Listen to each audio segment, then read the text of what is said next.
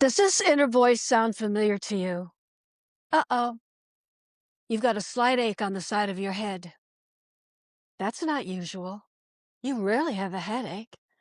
20 minutes later, still there. Don't forget, your mother had strokes, and strokes usually start with headaches. Okay, let's not go there. Take a Tylenol. 2 hours later, still there. Now you're Googling, and you're absolutely certain it could be a number of things, and it doesn't look good, especially if you're in the second half of life and you expect your health to change. So if you know this voice, I want to show you exactly what you're doing to yourself. Hi, I'm Dr. Connie, and for over 40 years as a psychotherapist, I've worked with people across every stage of life. And this channel is where I bring all that experience and wisdom to those of you navigating the second half of your life. Now, of course, as we get older, we're going to have more health concerns than we did at 30, 40, or even 50. We expect to have them as we age. That's completely understandable. But here's the distinction I want you to hear today. Having a health condition and having health anxiety are two very different things. One is happening in your body, and the other is happening in your mind. So here's what you and I were never taught. We think worry is a feeling just like any other feeling, like sadness, regret, disappointment. But it's not. Worry is anxiety. And as soon as you worry about anything, your health, your family, your future, you've just told your whole being that there's something you need to be afraid of. And as soon as you feel fear, your whole inner psyche believes it's in some kind of danger. Yes, danger. And yet, if you were to look around right now, nothing has changed. You're still drinking your morning coffee. The dog is still sleeping. You've got lunch with a friend in 4 hours, and there are no intruders banging at your door, ready to loot and pillage your home.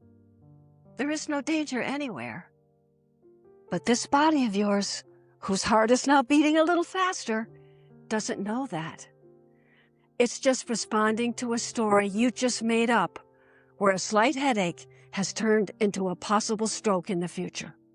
Now, does any of what I've just said sound like something you've done? Because I'd love to know in the comments. And I'd love to know the story you tell, because when other people read your comments, they don't feel so alone. So thank you for taking the time to do that. And I'll share this comment with you. You know that woman with the slight headache? That was me 3 years ago, until I caught myself going down the rabbit hole. And what I'm about to tell you next is so important for relieving your worries about health, because it will change the way you understand the story you're telling yourself. So many times when we have a physical sensation in our body, we automatically think it means something's wrong. Oh, what was that? I just had a sharp pain. That's not normal. And the more we focus on it, the more worried we get. But what we forget is that this incredible machine we call our body is constantly working to keep us healthy. So yes, it's going to create all kinds of physical sensations because it's got a trillion moving parts in there. So the first thing to help relieve your anxiety is to simply say this: I'm having a physical sensation in my head, my stomach, my leg, wherever it is. And it's okay. It's just a physical sensation. So for right now, I don't have to have it mean anything else. Now, if it doesn't go away after a few days or a week, then yes, go see a doctor. But until then, know that unfamiliar physical sensations are part of the body doing its job to keep you alive and well. It's normal. And here's something else we carry around in our heads that makes us scared without us realizing it. On some level, we think we should feel close to 100% all the time. And when we don't, we start to worry. Something must be going on. There are days when I don't feel 77. I got energy. I feel great. Nothing hurts. And then there are days when I feel fatigued or my stomach feels off, and I don't know why. And it's so easy to go to that stinking thinking that maybe something's wrong. But it's not. You can't be expected to feel good every single day, especially as you get older. You just have to say, it's just one of those days. And when we can accept that our body becomes calmer, oh, there's no danger here. It's just one of those days. I'm just a bit off today. So how do we become people who can turn a headache into a catastrophe before our coffee gets cold? Well, in my case, my mother did have headaches when I was a child. I think they were from stress. But as she aged, she had a major stroke that left her without the ability to speak, which of course would be my very worst fear. And that fear haunted me for years, even though I have never had what I would call a real headache. Not even a minor one, ever. So here's the question to ask yourself. Do you carry around a fear that you're going to be like your parents, even when there's no evidence whatsoever that proves it to be true? Yes, we can be predisposed to conditions our parents had, but that doesn't mean we're going to get them.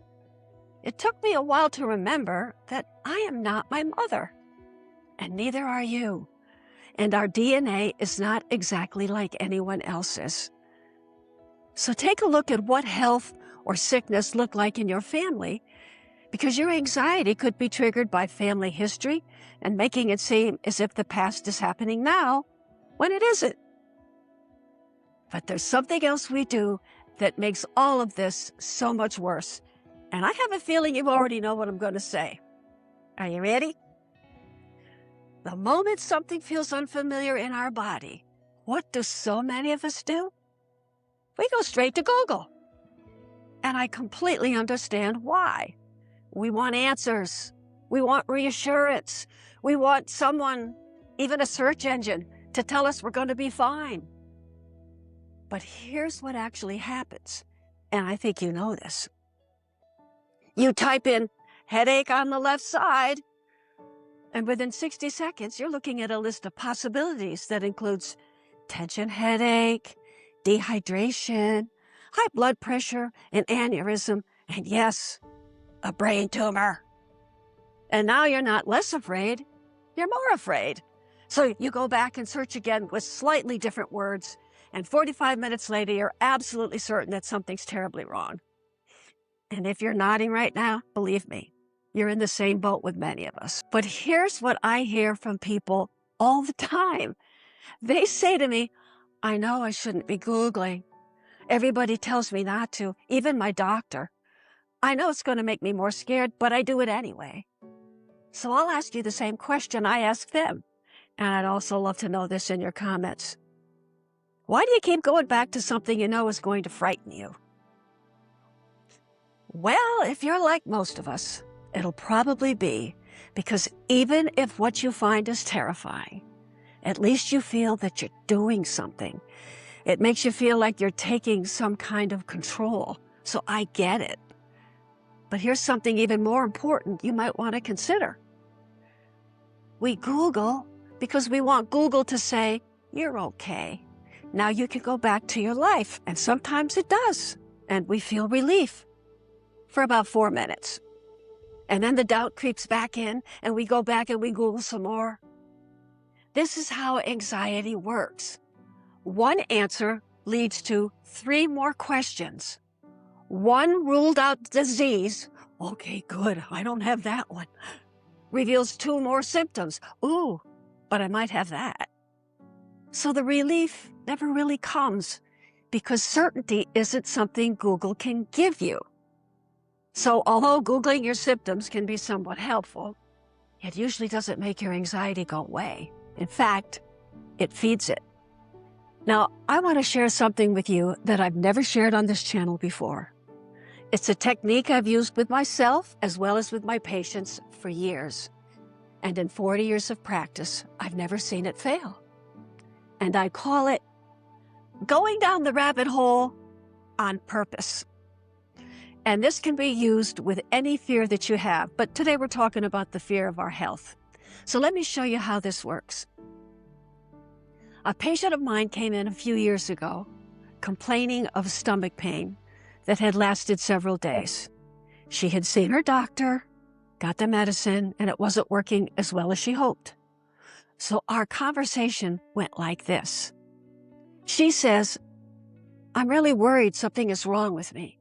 I thought I'd feel much better by now, but the meds don't seem to be working." So I said, "Well, I certainly understand your worry, but do you mind if I ask you a question?" To which she said, "Sure." So I said, "What's your greatest worry about this situation? In other words, what's the worst thing you can imagine that could happen right now?" "I'm afraid I could have stomach cancer." "And if you did, then what would happen?" She thought for a moment and said, "Well, I'd probably have to go through chemotherapy. And then what would happen?" "I'd get very sick." "And then what would happen?" "Well, then my family would have to take care of me. People would feel sorry for me. I'd have to leave my job for a while." "And then what would happen?" "Well, I'd either get better or I wouldn't." "Okay, let's say you got better. Then what would happen?" "Well, if I got better, I'd be cancer-free and hopefully I'd get my life back." "And then what would happen?" "And then I'd be okay again." "And what would happen if you didn't get better?" "Well, then I might have to go into a nursing home or hospice and then I'd die." "And then what would happen?" And now the room went totally quiet. And she said, "Well, I hope I'd go to heaven." I said, "Okay, so let's say that you go to heaven and you find out this isn't the end of you. Then what would happen?" And she started to tear up and said, "I'd be okay." You see what just happened?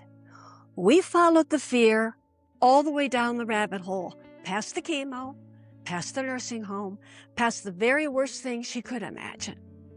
And what did we find at the bottom? I'll be okay. Either way, cancer-free or not, here or not, she would be okay. And at the end of the session, she said to me, "Thank you, I don't know why, but I feel better." And by the way, she didn't have stomach cancer and all is well. Now, some of you may be sitting there thinking, "Yeah, but Dr. Connie, I'm not sure I believe in life after death." Now, that's completely okay. In fact, I had a patient who at the end of a very similar conversation said, "I don't believe I'll exist after I die." And I said, "What do you believe?" And he said, "I believe I'm just part of nature. The leaves fall off the tree and nourish the ground, and that's what I'll do." And I said to him, "So you believe that your existence will come totally to an end, and you'll be part of the natural unfolding of life?" And he said, "Yes." And I said, "So are you still going to be okay if that happens?" And he said, "Well, when you put it like that, yes." So you see, the question isn't really about what you believe happens after you die. The question is, whatever you do believe, are you going to be okay? So whatever fear you're sitting with right now, whatever symptom you've been monitoring, whatever story you've been telling, have a dialogue with yourself and take it to your worst case scenario and keep asking, and then what will happen? Until you get to the bottom of the rabbit hole. Because more often than not, at the bottom of almost every fear is the same discovery. No matter what, you're still going to be okay. And once you find your way back to okay, and you've lessened your fear, you now have the opportunity to do something very wonderful for your body. Something most of us forget to do, and that is thank it. If each one of us were to take just a few minutes, even just once in a while, to thank our body for everything it's doing right, it would change how we feel about our body. What if starting today, you told your body a different story? Not a story of danger and decline, but a story of gratitude, of trust, of partnership. Because when you move from fear to gratitude, you're moving from fear to love. And there is nothing more important in your life than love. So what if instead of fighting your body, fearing it, bracing against it, you began to bring some of that love home? Right here, to this magnificent, faithful body that has shown up for you every single day of your life. So if something felt right to you about today's video and you feel a little less at war with your body, I want you to stay with me. Because in the next video, I'm going to share something I've never talked about publicly. There's a choice most of us are making, and that choice is keeping your body from healing. You need to know that because there's no one worth knowing more than you. So make a difference in my life and hit that little subscribe button. And until the next time, I appreciate you watching.